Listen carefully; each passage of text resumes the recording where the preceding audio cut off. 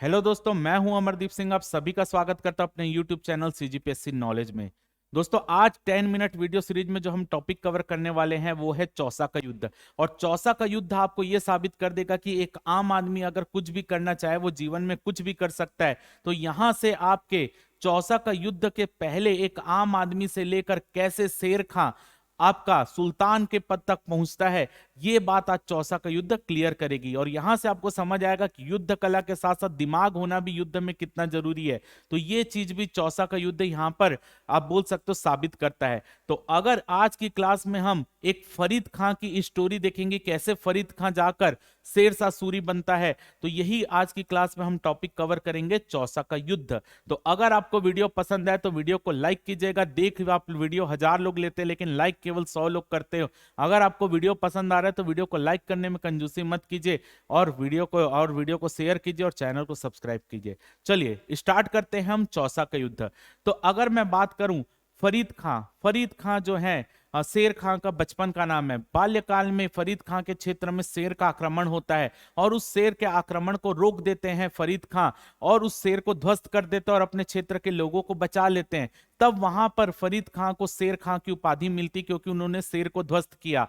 अब यही शेर खां जो रहते हैं बाबर की सेना में शामिल होते हैं एक सैनिक के रूप में, और बाबर इनकी एबिलिटी से प्रसन्न होते हैं और इनको सैनिक से सेनापति के पद पर आप बोल सकते हो कि अपग्रेड कर देते हैं। और अब वो पूरी सेना को लीड करने लगते हैं, बाबर की सेना को, जो कि बिहार के आसपास के क्षेत्र में थी। और बाबर जो है फिर इनके सेनापति के गुण से भी प्रसन्न होते हैं और बाबर इनको सेनापति से अपग्रेड करके पूरे बिहार क्षेत्र का गवर्नर बना देते हैं। तो बाबर जब बिहार क्षेत्र का गवर्नर बनाते हैं तो बिहार क्षेत्र में शेर खां के ही माध्यम से शासन संभालने, मतलब पूरा बिहार का शासन शेर खां ही संभालने लगते हैं। अब क्या होता है, बाबर की मृत्यु होती है और हुमायूं मुगल सम्राट बन जाते हैं। तो बाबर की मृत्यु के बाद जब हुमायूं मुगल सम्राट बनते हैं तो अब शेर खां के मन में भी महत्वाकांक्षा आती है कि वो भी जो है अब जो भी क्षेत्र अब इसके अधीन है, जैसे बिहार का क्षेत्र इसके अधीन है, तो अब ये बिहार और आसपास के क्षेत्र को मिलाकर धीरे धीरे अपने साम्राज्य का विस्तार करें, यानी हुमायूं की नीतियों की बगावत कर दे और हुमायूं का ही विरोध कर दे। तो शेर खां अपना पूरा प्लान तैयार करते हैं कि इसको कैसे कैसे करना है, लेकिन हुमायूं को भी इसकी भनक लग जाती कि शेर खां अब अपने साम्राज्य का विस्तार करना चाहते हैं और ये मेरे ही नीति का बगावत करेंगे। तो इसी के लिए हुमायूं अपने एक सूबेदार जिनका नाम रहता है हिंदू बेग को जौनपुर के क्षेत्र में भेजते हैं शेर खां से मिलने के लिए। और हिंदू बेग और शेर खां के मध्य यहां पर बात होती है और हिंदू बेग शेर खां को बोलते हैं, आप जो है हमारी नीतियों का कभी भी विरोध नहीं करेंगे, आप हमारे अंदर ही रहकर काम करेंगे। तो शेर खां उनको आश्वासन दे देते हैं हिंदू बेग को कि मैं हुमायूं के साथ ही रहूंगा, मैं हुमायूं के अंदर ही रहकर काम करूंगा, मैं उनकी नीतियों का उल्लंघन नहीं करूंगा, ना ही उनके क्षेत्र को जीतने का प्रयास करूंगा।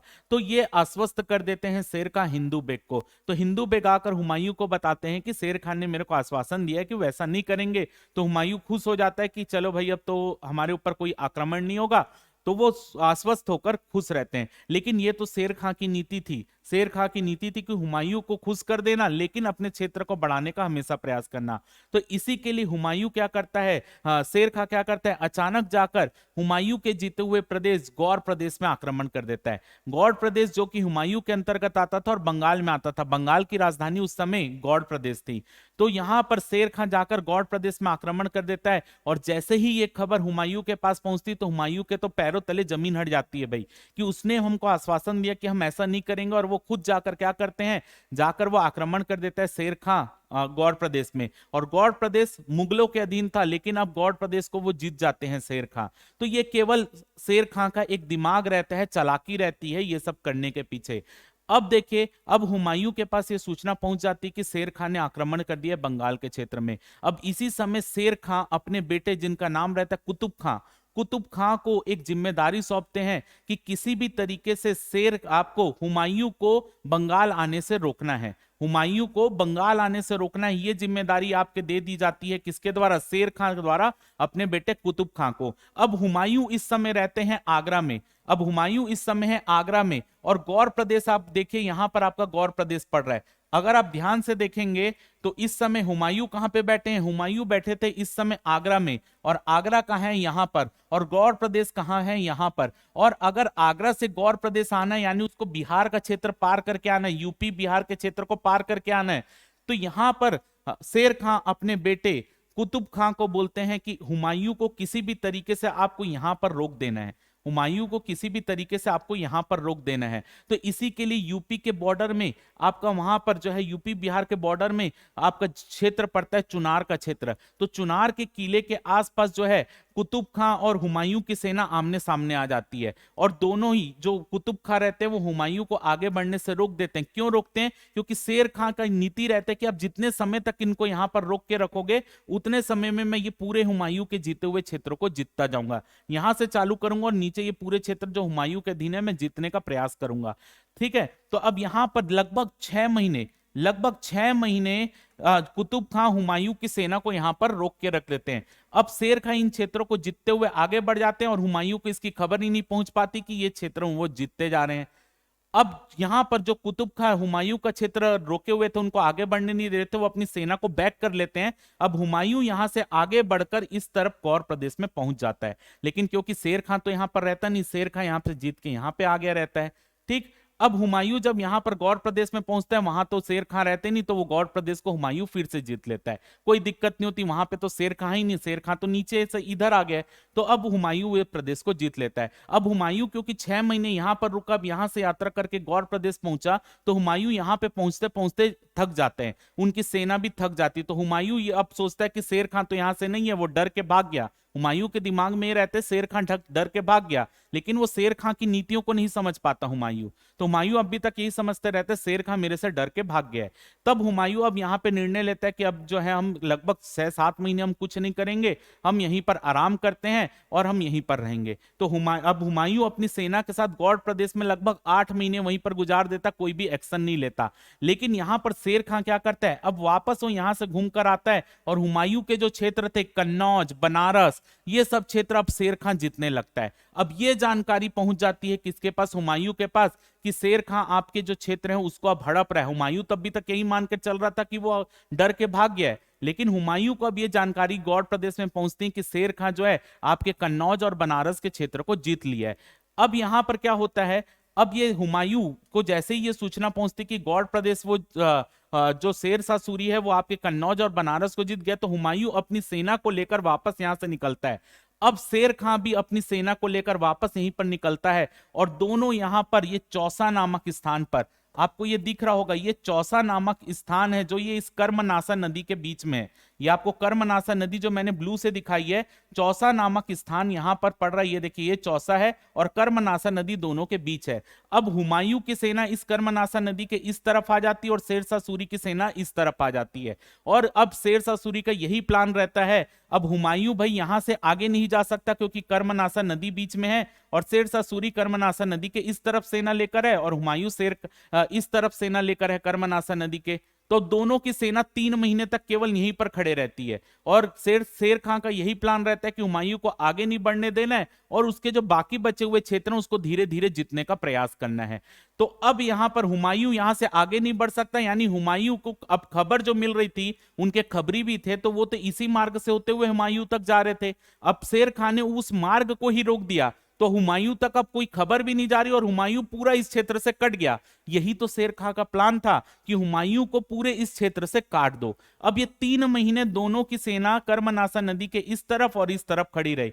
इस तरफ आपकी थी हुमायूं की सेना, इस तरफ थी आपकी शेर खां की सेना। अब दोनों कर्मनासा नदी के तट पर खड़े रहे और इस समय आ गया पूरे बारिश का, मानसून का समय आ गया। अब मानसून का समय आया तो अब नदियों में बाढ़ आने लग गई, नदियों में बाढ़ आने लग गई। अब शेर खां तो इन क्षेत्रों को जीत ही चुका था। अब शेर खां का यह प्लान था कि हुमायूं को मार दे और अपने आप को सुल्तान घोषित कर दे, क्योंकि हुमायूं को मारेगा तभी तो सुल्तान कहलाएगा ना भाई।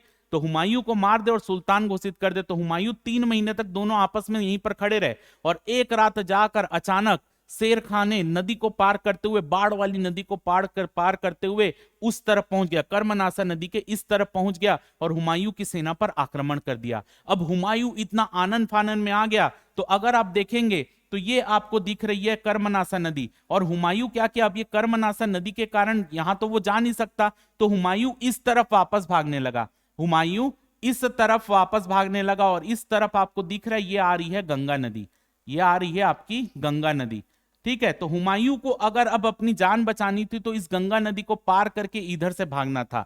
तो हुमायूं ने क्या किया भाई, अपने घोड़े सहित इस बाढ़, उस समय मानसून का समय, गंगा नदी में बाढ़ आई हुई है, अपने घोड़े सहित इस गंगा नदी में कूद गया और गंगा नदी को पार करने की कोशिश करने लगा और आपकी मुगल सेना भी पूरी नदी में कूद गई। तो हुमायूं देर पतर में, उनको अगर आप बोल ले, एक भिस्ती के द्वारा हुमायूं की जान बचाई गई। भिस्ती किसको बोलते हैं? ऐसे मुस्लिम सैनिक जो युद्ध में पानी देने का काम करते हैं सैनिकों को, वो भिस्ती ने हुमायूं की जान बचाई यहां पर और उनको जैसे तैसे गंगा नदी को पार करवा दिया और हुमायूं अपनी बड़ी मुश्किल से जान बचा सका। हुमायूं की 2 बीबियां इस बाढ़ में बह गई, 1000 सैनिक इस बाढ़ में बह गए, उनकी मृत्यु हो गई। लेकिन हुमायूं जैसे तैसे, उस भिस्ती ने हुमायूं की जान बचा ली और हुमायूं ने उसको बोला कि मैं आपको आधे दिन का बादशाह बनाऊंगा, ठीक है। और ये वचन देकर हुमायूं जो है वापस देते देते धीरे धीरे धीरे, मतलब मरते मरते बचते बचते आगरा ले देके पहुंच गया। तो यहां पर शेर शाह ने आक्रमण किया, हुमायूं ने जैसे तैसे वो आगरा पहुंच गया, लेकिन शेर शाह ने तो ये क्षेत्र जीत गया था, अब हुमायूं ले देकर आगरा पहुंच गया। तो क्योंकि हुमायूं डरते डरते इस युद्ध में हुमायूं ही बैक हुआ, तो ऐसा माना जाता है कि हुमायूं क्योंकि वापस भागा, इसलिए हुमायूं इस युद्ध में हार गया। और इस युद्ध के बाद शेर खान ने अपने आप को शेर शाह सूरी का नाम दिया, यानी जो फरीद खान था अब शेर खान से शेर शाह सूरी कहलाया। और इस युद्ध के बाद ही शेर शाह सूरी ने अपने आप को सुल्तान भी घोषित कर दिया। भले ही यहां पर हुमायूं हारा नहीं या मतलब मरा नहीं, या वो वहां से छेड़ के अपने क्षेत्र को छोड़ के पूरा आगे भागा नहीं, लेकिन क्योंकि हुमायूं बैक हो गया, इसलिए हम मानते हैं कि हुमायूं यहां पर अपनी हार स्वीकार किया। और इसके बाद जब आपका 1540 में आप पढ़ेंगे कन्नौज या बिलग्राम का युद्ध, तो कन्नौज और बिलग्राम के युद्ध में हुमायूं इस पूरे भारत अपने मुगल साम्राज्य को छोड़कर भाग जाता है और वास्तविक सुल्तान 1540 में बनता है जाकर शेर शाह सूरी। लेकिन आपको याद रखना है कि शेर शाह सूरी ने सुल्तान अपने आप को कब घोषित कर दिया? चौसा का युद्ध जीतते ही घोषित कर दिया था। उसके बाद वापस हुमायूं अपनी इज्जत बचाने के लिए कन्नौज का युद्ध लड़ता है, लेकिन कन्नौज यानी बिलग्राम के युद्ध में भी हुमायूं की हार होती है, वो एक अलग टॉपिक है। तो चौसा का युद्ध से आपके पेपर में क्या क्या क्वेश्चन पूछा जाता है वो मैं आपको बता दूं। चौसा के युद्ध में आपसे क्वेश्चन क्या क्या पूछा जाता है? चौसा का युद्ध कब हुआ? 26 जून 1539। 26 जून बड़े मानसून का दिन था जब शेर खान ने जाकर हुमायूं की सेना पर आक्रमण किया था चौसा नामक स्थान पे कर्मनासा नदी को पार करके। तो वो 26 जून 1539 का दिन था। और हुमायूं कौन सी नदी में कूदा था? गंगा नदी में। याद रखिएगा, कर्मनासा नदी में तो शेर खान खड़ा था, हुमायूं कौन सी नदी से भागा? गंगा नदी से। तो पेपर में क्वेश्चन आता है ऐसा कौन सा युद्ध था जिसमें हुमायूं गंगा नदी को पार करते हुए अपनी जान बचा के भागा था? आपको याद रखना है चौसा का युद्ध था। पेपर में व्यापम में आया हुआ क्वेश्चन है, पीएससी में आया हुआ क्वेश्चन है, तो ऐसे क्वेश्चन याद रखेगा। तो चौसा का युद्ध क्या है भाई? 26 जून 1539 हुमायूं घोड़े सहित गंगा नदी में कूदा और भिस्ती द्वारा जान बचाई गई। इस भिस्ती को आधे दिन का राजा सुल्तान बनाने की घोषणा हुमायूं ने की थी।